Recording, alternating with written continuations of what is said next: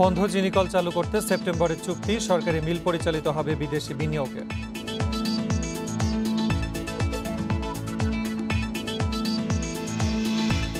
ক্ষতিগ্রস্ত Bailey bridge পুনর্নির্মাণের নির্দেশ প্রধানমন্ত্রী, ৮,০০০ কোটি টাকার ১০ প্রকল্প অনুমোদন।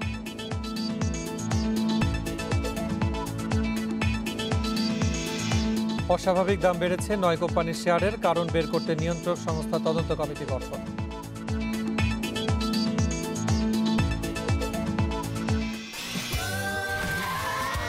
Saudi Extreme. Enjoy smooth speed.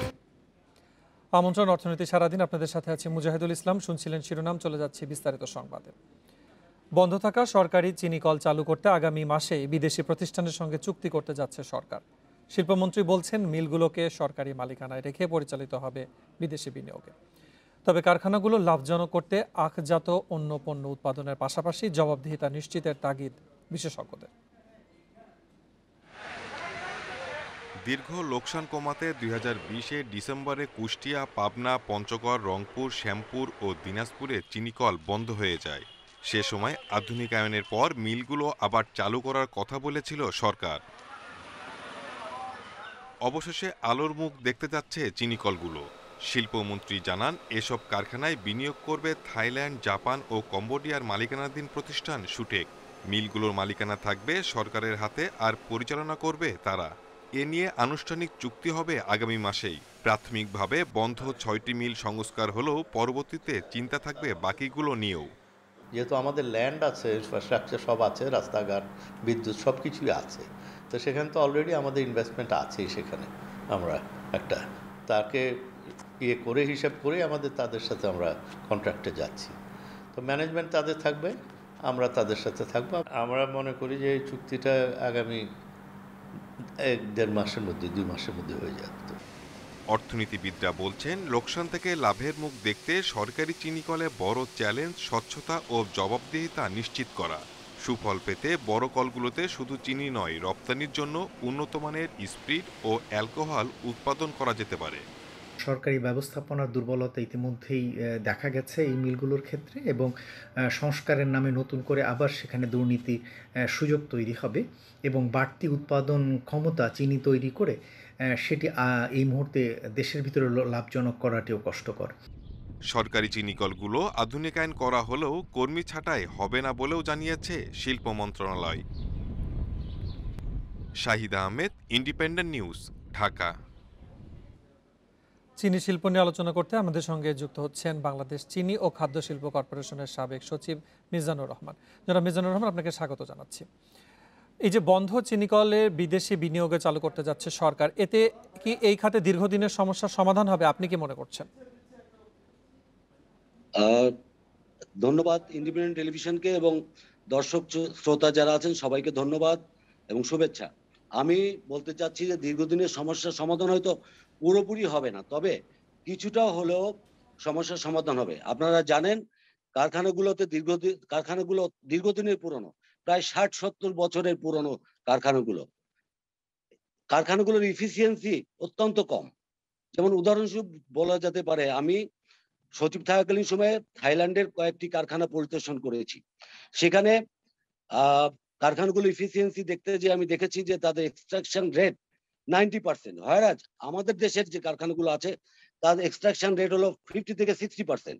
এতে করে রিকভারি পার্সেন্টেজ এবং চিনি আহরণ অত্যন্ত কম হয় এবং কেনা সহ মানে কাঁচামাল কেনা সহ অন্যান্য ব্যয় ধরে পার কেজি চিনি প্রোডাকশন কস্ট অনেক বেড়ে যায়। কিন্তু আমাদের বিক্রি করতে হয় হলো সরকার নির্ধারিত মূল্যে। সাপোজ ১২৫ টাকা থেকে ১৫০ টাকা যদি আমি প্রোডাকশন কস্ট যাই পার কেজিতে, তাহলে আমাদের বিক্রি করতে হয় ৬০ টাকা বা ৫৫ টাকায়। এই যে বিরাট গ্যাপ, এতে করে লোকসানের মাত্রা বৃদ্ধি পায় আর কি। আপনি যেমনটি বলছিলেন যে এখানে কারিগরি প্রযুক্তির উন্নতি না থাকার কারণে একটি লোকসানের কারণ, কিন্তু আমরা দীর্ঘ সময় ধরে কিন্তু দেখে আসছি যে চিনি শিল্পের একটি লোকসান চলছে। এর আসলে আর অন্যান্য কি ধরনের কারণ রয়েছে বা প্রকৃত কারণ আপনি কোনটাকে মনে করছেন?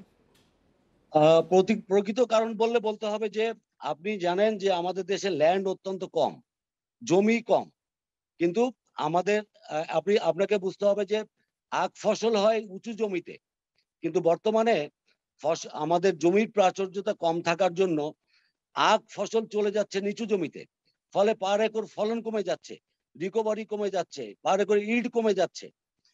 এই উঁচু জমি দখল করে নিচ্ছে সবজিগুলোতে। বিশেষ করে আমাদের জমির পরিমাণ অনেক কম আমাদের দেশে, মানে যার জন্য আমাদের আখের ফলন, আমার যে দীপ্সিত লক্ষ্য যেটা, সেটা অ্যাচিভ করতে পারছি না। আর আমাদের দীর্ঘদিন ধরে আমাদের একটা মানে আমাদের সফল হলো যে অন্যান্য ফসলে যে আমরা ভ্যারাইটি প্রযুক্তি, আমরা যে জাত উদ্ভাবন করতে পেরেছি, কিন্তু আখের বেলায় কিন্তু ঠিক এমনটা ঘটেনি। মানে ভালো জাতের উদ্ভাবন আমরা ঘটাতে পারিনি। আর ঘটাতে পারলেও সেই জাতটি টিকে থাকছে না, যেহেতু নিচু জমিতে আখের আবাদ হচ্ছে। পরে রোগ, পোকামাকড়ের আক্রমণে ওই জাতটির যে আসল যে পারফরমেন্স, সেটা আমরা পাচ্ছি না। জি, যেমনটি বলছিলেন যে চাহিদার অপ্রতুলতা এবং আরেকটি জিনিস হচ্ছে যে উৎপাদনের অপ্রতুলতা চাহিদার তুলনায়, এবং তার পাশাপাশি উন্নত প্রযুক্তি, এই দুটি জিনিস লোকসানের জন্য মূল কারণ। এর পাশাপাশি আরেকটি জিনিস জানতে চাচ্ছি যে অবসরে যাওয়া কর্মীরাও পেনশন পাচ্ছে না, এ বিষয়ে কর্পোরেশনের সাথে আপনাদের কোনো ধরনের কোনো আলোচনা হয়েছে কিনা?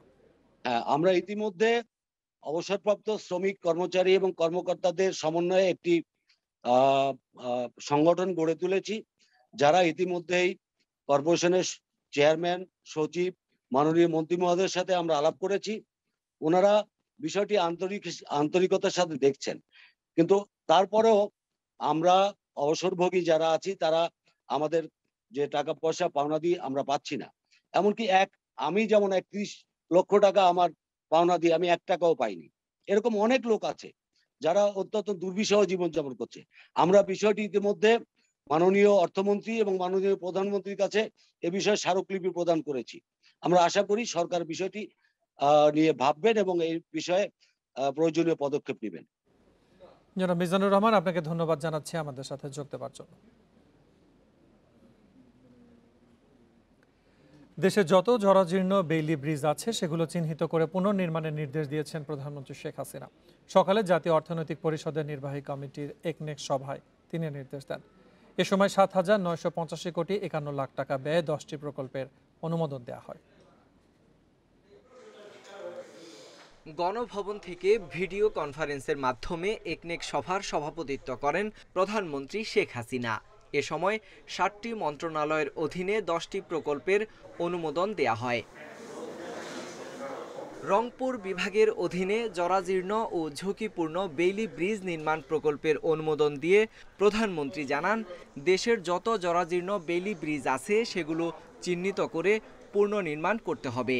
সেই সঙ্গে বিভিন্ন স্থানে ছড়িয়ে ছিটিয়ে থাকা মুক্তিযুদ্ধের স্মারক সংগ্রহের নির্দেশ দেন প্রধানমন্ত্রী। আরও যেখানে যত জরাজীর্ণ বেইলি টেইলি আছে, let us change it all, general order. এটা আমাদের সংশ্লিষ্ট মন্ত্রণালয়কে নির্দেশ দেওয়া হয়েছে। মুক্তিযুদ্ধের স্মারকসমূহ সংগ্রহ, তিনি বললেন আরও অনেক দেশ আছে যাদের নাম আমরা জানি না, হয়তো পূর্ব ইউরোপের দেশের কথা বলছেন, ইউরোপীয় দেশের কথা বলছেন, আমরা অনেকে হয়তো জানি না। আপনারা জোর তদবির চালান, খোঁজখবর নেন এবং ওখানে যে সকল স্মারক আছে জোগাড় করেন।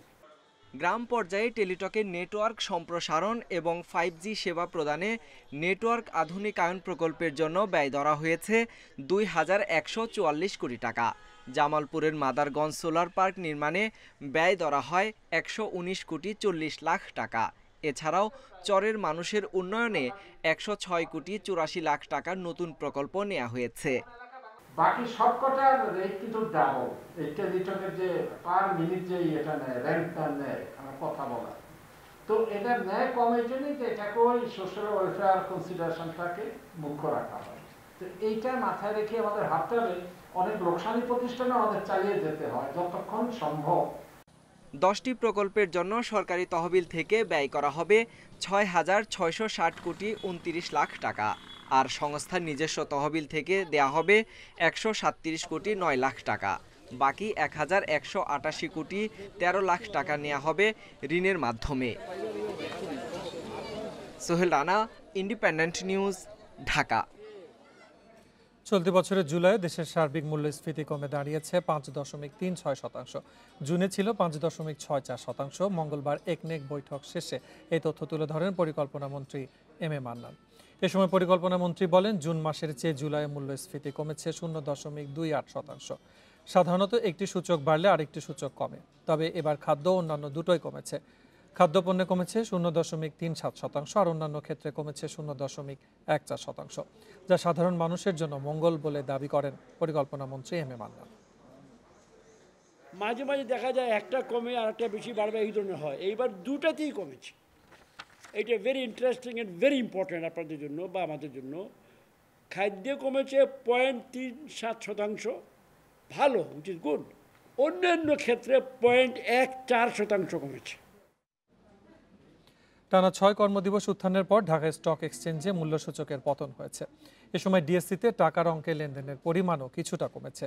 অপর বাজার চট্টগ্রাম স্টক এক্সচেঞ্জেও একই চিত্র লেনদেনে শেষ হয়েছে।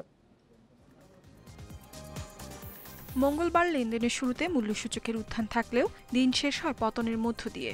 ফলে টানা 6 কার্যদিবস পর সূচক কমল 10 পয়েন্ট, অবস্থান করছে 6,617 পয়েন্টে। সূচকের সাথে কমেছে লেনদেনও।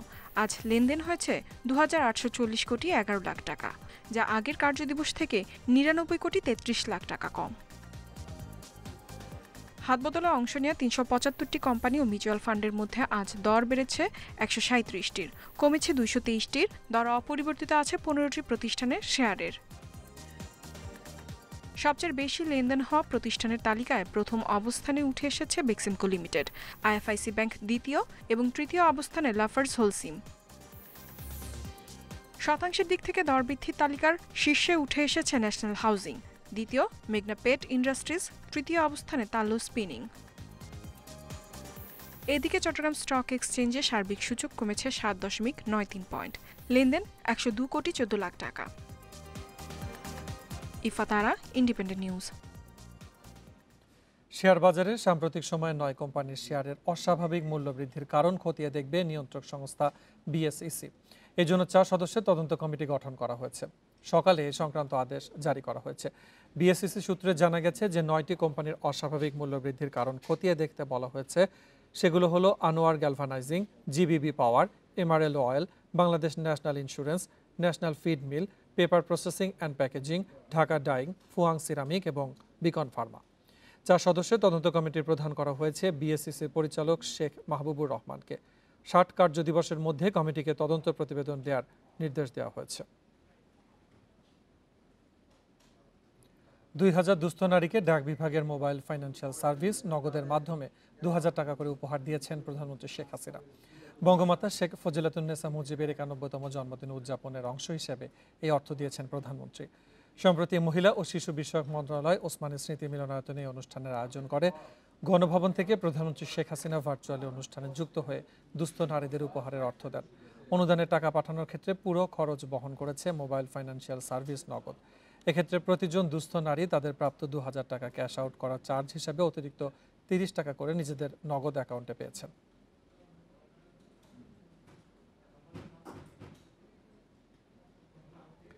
এবারে হ্যাকারদের আক্রমণের মুখে করোনা টিকা নিবন্ধনের অ্যাপ সুরক্ষা।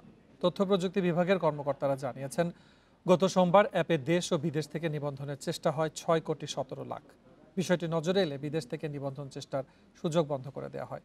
গোয়েন্দারা বলছেন, জাতীয় নাগরিক ডেটাবেসে ঢুকতে সুরক্ষা অ্যাপে হামলা চালাতে পারে হ্যাকাররা। করোনার টিকা নিতে অনলাইনে নিবন্ধন করতে হয় সুরক্ষা অ্যাপের মাধ্যমে। প্রতিদিন লাখো মানুষ এই অ্যাপে নিবন্ধন করে টিকা নিচ্ছেন। তবে অন্য উদ্দেশ্যেও অনেকে সুরক্ষায় ঢোকার চেষ্টা করছেন। সরকারের কম্পিউটার কেন্দ্রিক অপরাধ তদন্ত সংস্থা বি রিসার্চ জানায়, গত সোমবার সুরক্ষায় নিবন্ধনের চেষ্টা হয় 6 কোটি 17 লাখ, যার মাত্র 2 কোটি 36 লাখ চেষ্টা হয় দেশের ভেতর থেকে। ইউরোপের দেশ হাঙ্গেরি থেকে নিবন্ধনের চেষ্টা হয় 1 কোটি 20 লাখ। জাপান, যুক্তরাষ্ট্র সহ আরও 6 দেশ থেকে এসব চেষ্টা হয়। পরদিন মঙ্গলবার নিবন্ধনের চেষ্টা হয় 3 কোটি 33 লাখ। এরকম সার্ভিস অ্যাটাককে রোধ করার জন্য ওই সকল প্রকার বাংলাদেশের বাইরের যে ট্রাফিক, সেটাকে সুরক্ষার জন্য বন্ধ করে দিয়েছি। ওইটা বন্ধ করার সাথে সাথে ওই সার্ভারের লোড স্বাভাবিক হয়ে যায়। সুরক্ষা অ্যাপ জাতীয় নাগরিক তথ্য ভাণ্ডারে যুক্ত। গোয়েন্দাদের ধারণা, নাগরিকদের তথ্য হাতিয়ে নিতে অ্যাপে নিবন্ধনের চেষ্টা করতে পারে হ্যাকাররা। ডিস্ট্রিবিউটেড ডেনায়াল অফ সার্ভিস অ্যাটাক এটা খুব কমন। যখন আমাদেরটা স্লো হয়েছিল তার ঠিক সেই সময় ইটালির একটা প্রদেশের ওই ভ্যাকসিন নিবন্ধনের যে সাইটটা ওটা হ্যাক করে হ্যাকাররা দখলে নিয়েছিল। এদিকে সন্দেহজনক নিবন্ধন চেষ্টার পাশাপাশি গণটিকা কার্যক্রম শুরু হওয়ায় চাপ বেড়েছে সুরক্ষায়। ভবিষ্যতে নিবন্ধনের বয়সসীমা আরও কমতে পারে। এসব বিবেচনায় নিয়ে সুরক্ষার সার্ভার আরও শক্তিশালী করেছে তথ্য প্রযুক্তি বিভাগ। শুধুমাত্র এনআইডি নাম্বার, তার মোবাইল নাম্বার এবং সে কোন কেন্দ্রে ভ্যাকসিন নিতে চায়, এই 3টি তথ্য দিয়ে যখন নিবন্ধনটি সহজে করতে পারছে, সেই আমরা 3 তারিখে যদি দেখি, 3 তারিখ দুপুরে আমরা এই মডিউলটি রিলিজ দেওয়ার পরে সেই একদিনে কিন্তু 11,15,000 নিবন্ধন আমাদের সম্পন্ন হয় এবং পরবর্তীতে আপনারা দেখেছেন এটি আরও অনেক বেগবান হয়েছে। প্রকৌশলীরা জানান, সুরক্ষার কারণে নয়, টিকাদান কেন্দ্রের সক্ষমতা সীমিত হওয়ায় এসএমএস যাচ্ছে দেরিতে। কারণ নিবন্ধনকারীদের এসএমএস দেওয়ার ক্ষমতা শুধুই সংশ্লিষ্ট কেন্দ্রের।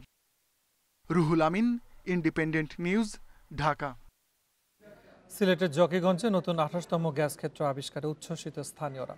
এই ক্ষেত্রটি চালু হলে কর্মসংস্থানের পাশাপাশি জীবনমান পরিবর্তনের আশা তাদের। আর ব্যবসায়ী নেতারা বলছেন, নতুন এই গ্যাস ক্ষেত্রকে কেন্দ্র করে প্রসার হবে সিলেট অঞ্চলের অর্থনীতি ও ব্যবসা বাণিজ্য। গত 15ই মার্চ সীমান্তবর্তী জকিগঞ্জের আনন্দপুর গ্রামে নতুন গ্যাস কূপের সন্ধান পায় বাপেক্স। এরপর প্রায় মাসখানেক ধরে চলে পরীক্ষা নিরীক্ষা ও সম্ভাব্যতা যাচাই। পরীক্ষায় কূপের 4টি স্তর থেকে 68 বিলিয়ন ঘনফুট গ্যাস পাওয়ার আশা করছে বাপেক্স, যা থেকে প্রতিদিন জাতীয় গ্রিডে সরবরাহ হবে 1 কোটি ঘনফুট। এদিকে নতুন গ্যাস ক্ষেত্রের আবিষ্কারে উচ্ছ্বসিত স্থানীয়রা। সময় আমরা জানি কেন গ্যাস আছে খুব বেশি, আর এখন বর্তমানে তারা পাইছে খুব বেশি। আমরা তো খুশি, আমরা দেশের সম্পদ, দেশ আমার লাগলে তো খুশি। তাদের আশা, উৎপাদন শুরু হলে আবাসিক এলাকায় গ্যাস প্রাপ্তির পাশাপাশি হবে কর্মসংস্থানের সুযোগ। যেহেতু অত্র এলাকার সম্পদ এটা এবং জাতীয় সম্পদ পাশাপাশি, যাতে আমাদের অত্র এলাকার মানুষ এটা থেকে উপকৃত হয় বা এটা কোনো মাধ্যমে যাতে আমরা এটা পাওয়ার কোনো সুযোগ থাকে, আমরা যেন জকিগঞ্জবাসী গ্যাস পাই এবং আমাদের স্থানীয় যারা বেকার যুবক আছে, শিক্ষিত আছে, তাদেরকে যেন এই গ্যাস ফিল্ডে কর্মসংস্থানের সুযোগ করে দেওয়া হয়। ব্যবসায়ীরা বলছেন, কূপটিতে আশানুরূপ গ্যাস পাওয়া গেলে সিলেট অঞ্চলের বাণিজ্য ও শিল্পাঞ্চলের প্রসার ঘটবে। যদি এখানে গ্যাস উত্তোলন হয় এবং আমরা ইন্ডাস্ট্রি করতে পারি, তাহলে আমাদের এখানে প্রোডাকশন বাড়বে, এখানে ইনভেস্ট বাড়বে, প্রবাসী বিনিয়োগের সম্ভাবনা আছে। আর এইখানের যে প্রোডাক্টগুলো আমাদের দেশে চাহিদা পূরণ করে, বাইরেও কিন্তু আমরা রপ্তানি করার অনেকটা সুযোগ থাকবে। নতুন এই গ্যাস ক্ষেত্রে যে পরিমাণ গ্যাস পাওয়া যাবে তার বর্তমান দাম 1,276 কোটি টাকা। মাধব কর্মকার, ইন্ডিপেন্ডেন্ট নিউজ, সিলেট। এই ছিল আজকের অর্থনীতি সারাদিনে। এছাড়া ইন্ডিপেন্ডেন্ট টেলিভিশনের সব খবর আরও বিস্তারিত জানতে চোখ রাখুন ফেসবুক, ইউটিউব ও টুইটারে। আমন্ত্রণ আমাদের পরের আয়োজন।